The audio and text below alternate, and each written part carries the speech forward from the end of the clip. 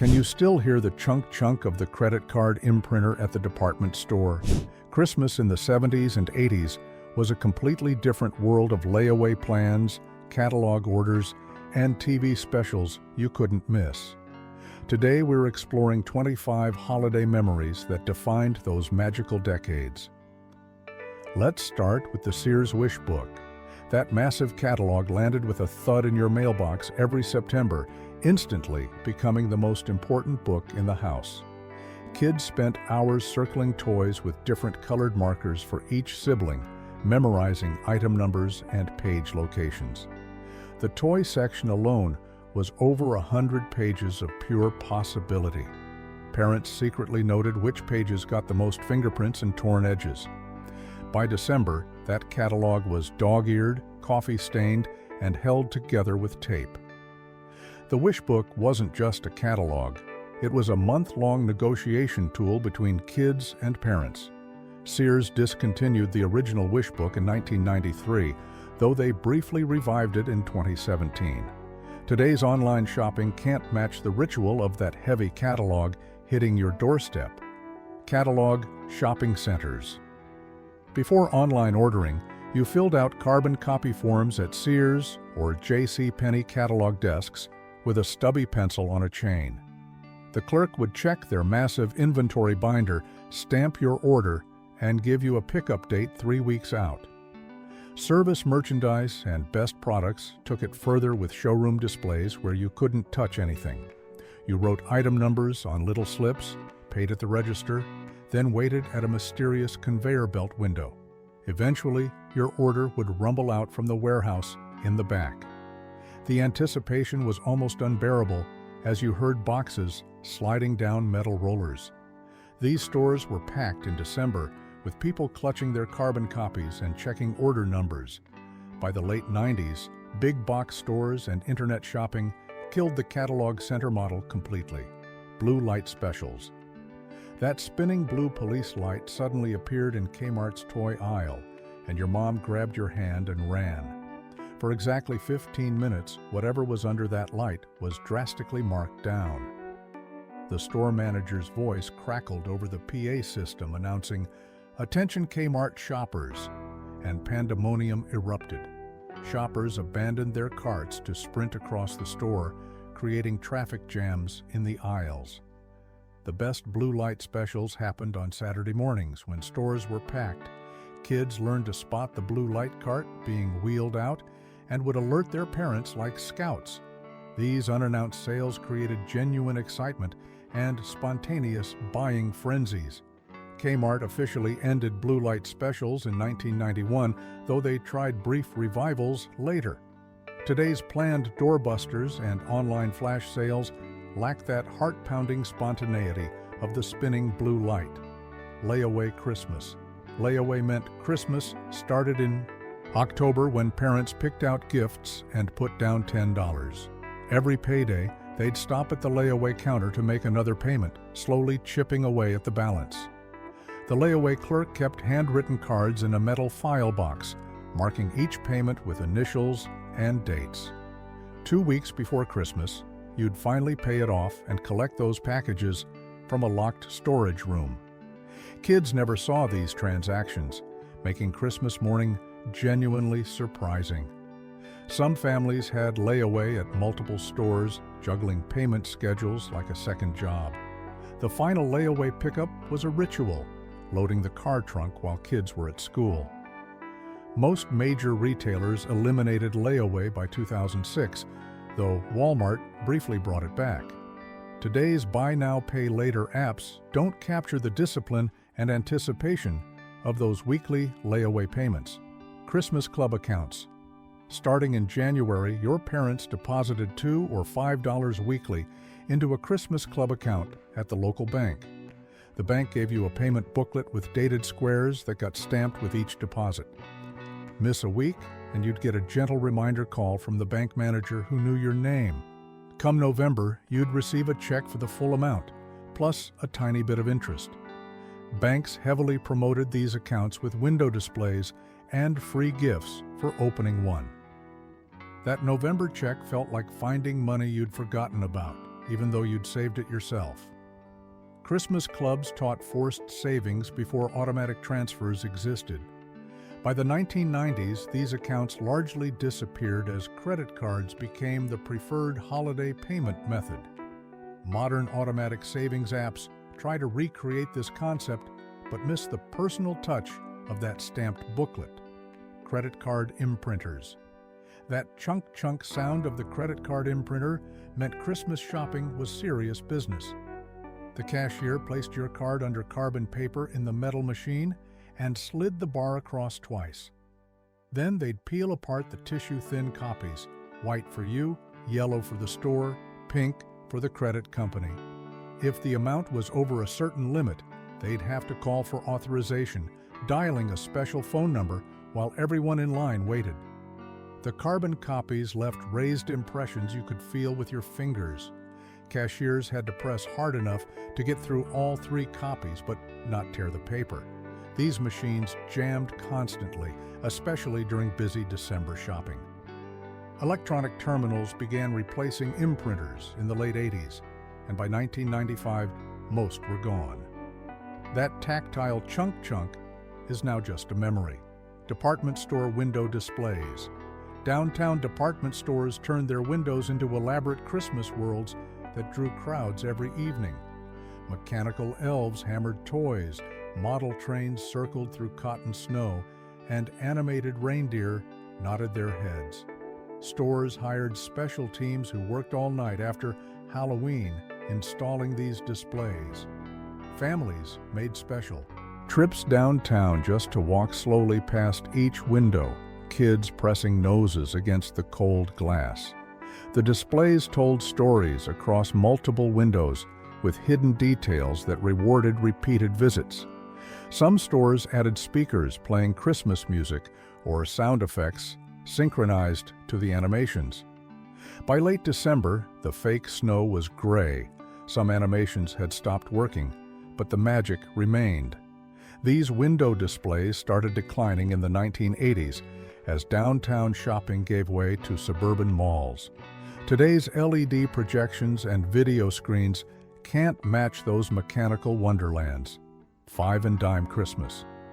Woolworths and Ben Franklin stores smelled like popcorn, pine, and that distinctive old store mustiness during December. The lunch counter served hot chocolate with real whipped cream while kids sat on spinning red stools. These stores had everything: ornaments for 39 cents, wrapping paper by the yard, and candy by the pound. The toy section wasn't huge, but had affordable items perfect for stocking stuffers. Cashiers knew customers by name and would set aside popular items if you asked nicely. The stores stayed open late on December evenings, becoming community gathering spots.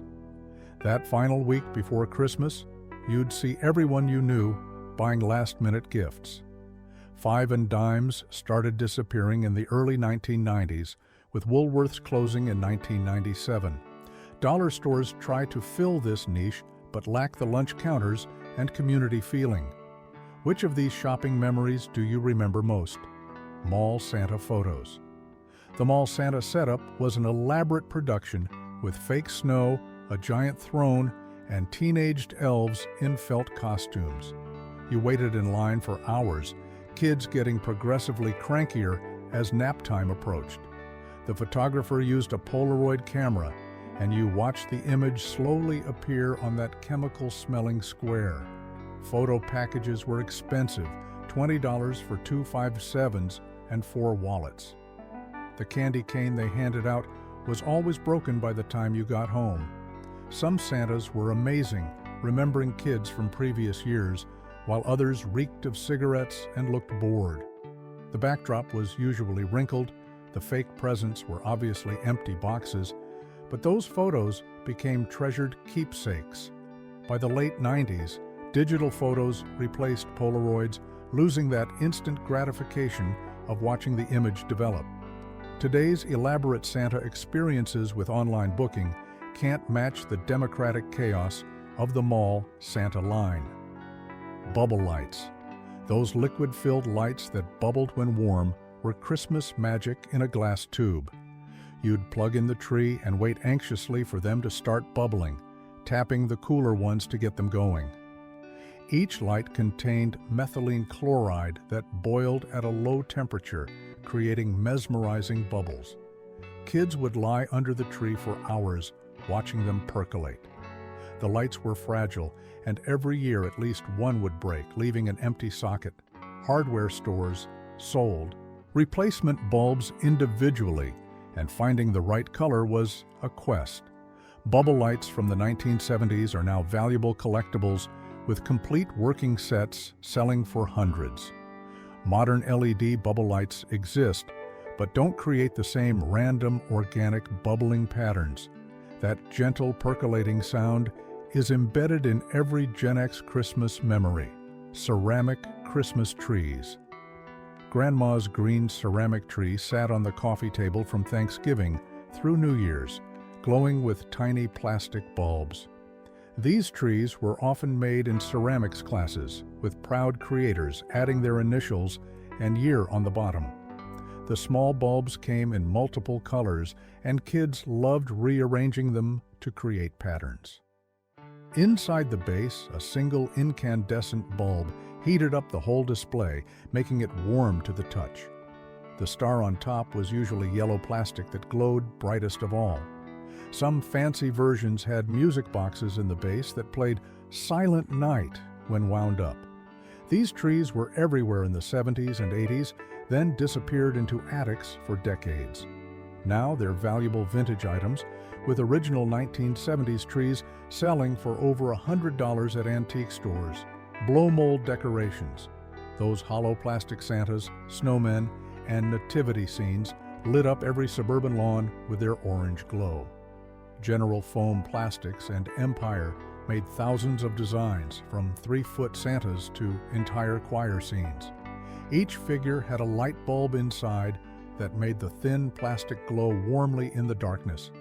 You could hear them humming slightly from the vibration of the bulb against the plastic. Wind would knock them over constantly, so dads anchored them with tent stakes or sandbags. The plastic faded and became brittle after a few seasons, developing cracks that were patched with duct tape. Storage was a nightmare. They were too big for most attics, but too delicate to stack. Production peaked in the early 1980s before inflatable decorations took over. Original blow molds are now collectible, with rare designs commanding high prices. S&H green stamps. Christmas shopping meant collecting sheets of green stamps at grocery stores and gas stations, 1 stamp per 10 cents spent. You'd lick them and stick them into books, 200 stamps per book, fingers getting sore from all that pressing. Completed books were hoarded all year for Christmas redemption. The S&H catalog was studied intensely, calculating how many books that clock radio or electric knife required. Redemption centers were packed in December with people hauling boxes of completed books. The clerks would count books while you browsed the showroom displays of merchandise. Popular Christmas items required dozens of books, representing hundreds of dollars in purchases. Families would pool their books for big items like bikes or stereos. S&H green stamps peaked in the 1960s and 70s, declining rapidly in the 1980s. The last redemption center closed in 2000. Pick-a-Mix candy.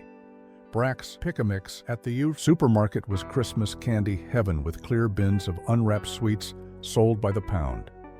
You'd grab a white paper bag and plastic scoop, carefully selecting ribbon candy, chocolate stars, peppermint nougats, and those strawberry candies with liquid centers.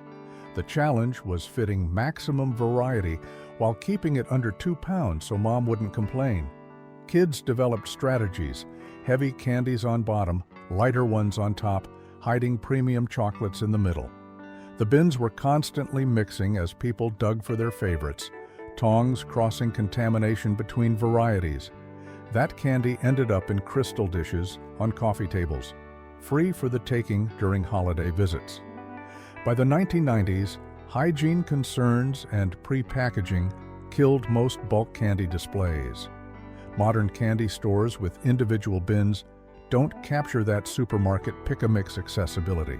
Lifesavers storybooks. That cardboard book of Lifesavers rolls appeared in every stocking, 10 rolls arranged like a children's book with colorful illustrations. Opening it revealed the full rainbow of flavors: wild cherry, butter rum, 5-flavor, peppermint, and more. The book design changed yearly, but always had holiday scenes and characters on the cover. Kids rationed those rolls carefully, maybe one per week, making them last until Valentine's Day. The butter rum flavor was controversial. Adults loved it, kids traded it away. Some years included special holiday flavors that never appeared in stores otherwise. Finding the storybook in your stocking was as traditional as the orange in the toe. Lifesavers still makes storybooks, but they're smaller now with fewer rolls. The original full-size books from the 70s and 80s are nostalgic treasures. Share your favorite candy memory in the comments below. Hickory Farms kiosks. The Hickory Farms booth materialized in the mall every November, staffed by cheerful people in red aprons offering samples on toothpicks. That beef stick with sweet hot mustard was the gateway drug to holiday gift boxes. The display cases showed elaborate arrangements of summer sausages, cheese balls, and preserves tied with ribbons. Parents ordered gift boxes to be shipped to out-of-state relatives, filling out forms while kids grabbed more samples. The signature beef stick came in a red and white box that everyone recognized. Those cheese balls rolled in nuts lasted forever in the refrigerator, appearing at every holiday party. The mustards and preserves came in tiny jars, perfect for gift exchanges. Hickory Farms peaked in the 1980s with over 600 locations before declining in the 1990s. Today's limited holiday pop-ups can't match the ubiquity of those mall kiosks. 1970s party foods. Christmas parties meant tables loaded with foods that would horrify today's Pinterest moms but tasted like childhood. Watergate salad mixed pistachio pudding with marshmallows and Cool Whip, turning green and fluffy in the fridge. Every party had a cheese log rolled in pecans, served with Ritz crackers fanned around the plate. Little Smokies swimming in grape jelly and chili sauce bubbled in the crock pot all day. The relish tray had celery stuffed with Cheese Whiz, olives on toothpicks, and sweet pickles. Chex Mix was homemade, heavy on the Worcestershire sauce and garlic salt, not like today's bagged version. Someone always brought 7-layer salad in a clear bowl to show off the layers. Swedish meatballs meant frozen meatballs in cream of mushroom soup. These foods were considered fancy party fare, not ironic throwbacks. That distinctive combination of processed cheese, canned soup, and Jell-O defined holiday entertaining. Candlelit Christmas trees. Before electric lights, Christmas trees glowed with real flames from tiny wax candles clipped to branches with metal holders. Families would light them for just 15 or 20 minutes on Christmas Eve, while everyone gathered to sing carols with buckets of water and wet sponges stationed nearby. The candles, often homemade from beeswax or tallow, cost a fortune for enough to properly light a tree. Special counterweighted holders kept candles upright as branches sagged. Children were strictly forbidden from touching the tree, and adults assigned fire watch duties never left the room. The brief illumination made the moment feel sacred and precious, nothing like today's trees that stay lit for weeks. Insurance companies began refusing coverage for candle-caused fires in the 1920s, hastening the switch to electric bulbs. German immigrants brought this tradition to America in the 1800s, and it persisted in rural areas into the 1940s. That dangerous beauty of flickering flames through pine needles created a magical atmosphere modern LED lights simply can't replicate. Classroom holiday parties. The last day before Christmas break transformed classrooms into chaos zones of sugar and glitter. Room mothers arrived with trays of cupcakes decorated with green frosting and red hots. The punch was sherbet floating in 7-Up, served in tiny Dixie cups that required constant refills. Everyone brought cards for classmates, carefully writing names from the list the teacher sent home. Construction paper chains hung from the ceiling, shedding glitter that would appear in backpacks until Easter. Gift exchanges had a $2 limit, usually resulting in 25 identical items from Woolworths. Teachers received apple-shaped candles and coffee mugs with apples on them. The afternoon movie was always A Charlie Brown Christmas on the wheeled-in TV cart. By 2 p.m., kids were bouncing off walls from sugar overload. Modern school parties with healthy snacks and structured activities can't match that beautiful chaos. School Christmas programs. The annual Christmas program meant weeks of rehearsing songs on mimeographed purple sheets that smelled like chemicals. Every kid got a battery-operated candle to hold during Silent Night, half of which had dead batteries by showtime. The music teacher played an out-of-tune upright piano while conducting with her other hand. Third graders always did a nativity play with bathrobes for shepherd costumes and tinsel halos for angels. Someone's little brother always cried or waved at parents during the performance. The gymnasium smelled like floor wax and nervous parents, with metal folding chairs that squeaked constantly. Dads balanced cameras on their knees, flash cubes popping throughout the show. The grand finale was always We Wish You a Merry Christmas, with all grades together. These programs started becoming winter concerts in the late 1980s, losing some of their traditional charm. TV Guide holiday issues. The Christmas double issue of TV Guide was circled and starred like a military battle plan. Waiting an entire year since VCRs were still rare in the 70s. The issue listed every holiday special with exact times and channels. Families negotiated viewing schedules, especially when specials conflicted. Rudolph, Frosty, Charlie Brown, and The Grinch were appointments you couldn't miss. The Guide also revealed surprise specials and variety shows with celebrity Christmas episodes. Kids memorized the schedule, reminding parents constantly as airtime approached. The TV Guide itself became a collector's item with its holiday cover art. By the mid-80s, VCRs changed everything, but programming still felt like an event.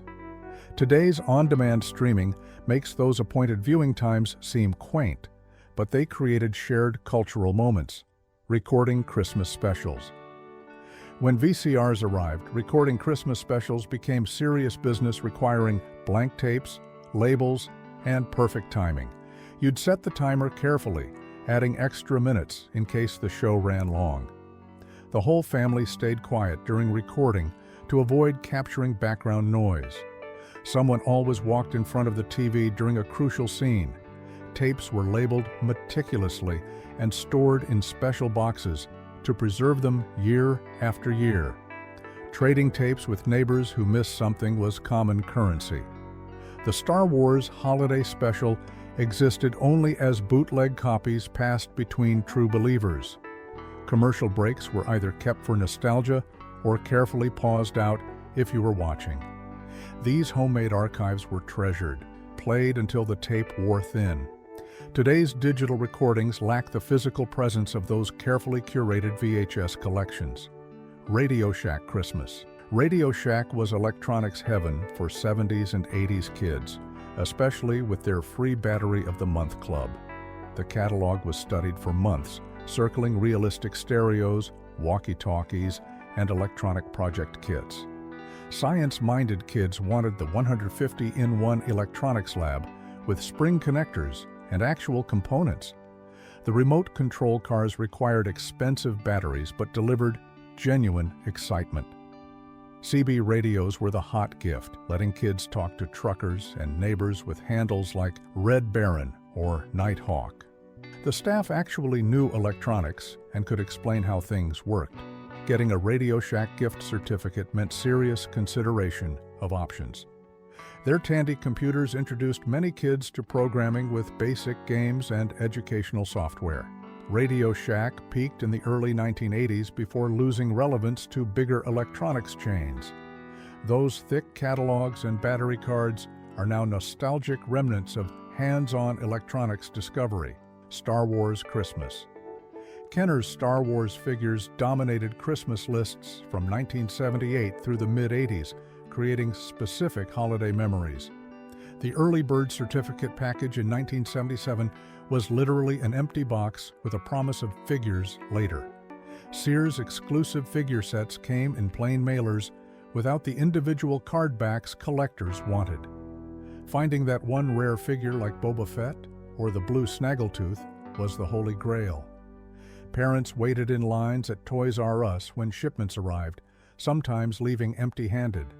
The Millennium Falcon, or AT-AT under the tree, was the ultimate surprise, those huge boxes impossible to wrap properly. Kids set up elaborate battles on Christmas morning, mixing new figures with old ones. The Ewok Village, or Death Star playset, took all day to assemble with Dad. Original Star Wars items from Christmas morning 1979 are now worth thousands. Modern Star Wars toys can't match the impact of those original Kenner Christmas mornings. Cabbage Patch Madness. The Cabbage Patch Kids craze of 1983 turned Christmas shopping into contact sport, with parents literally fighting in store aisles. Stores held raffles for the right to buy a doll, with hundreds entering for a dozen dolls. Local news showed footage of stampedes when shipments arrived, making national headlines. The adoption papers and birth certificates made each doll feel unique and personal. Kids who got one became playground celebrities, while others settled for homemade versions. The secondary market exploded with newspaper classifieds selling dolls for 10 times retail price. Some parents drove to multiple states searching for dolls, calling ahead to stores. By Christmas Eve, radio DJs were broadcasting locations of available dolls like emergency announcements. This was the first modern toy craze that showed how insane holiday shopping could become. Which one of these 25 Christmas memories surprised you the most? Thanks for joining us on this trip down memory lane, exploring these 25 unforgettable holiday traditions. If you enjoyed the video, give it a like and share it with a friend. And don't forget to subscribe for more nostalgic content.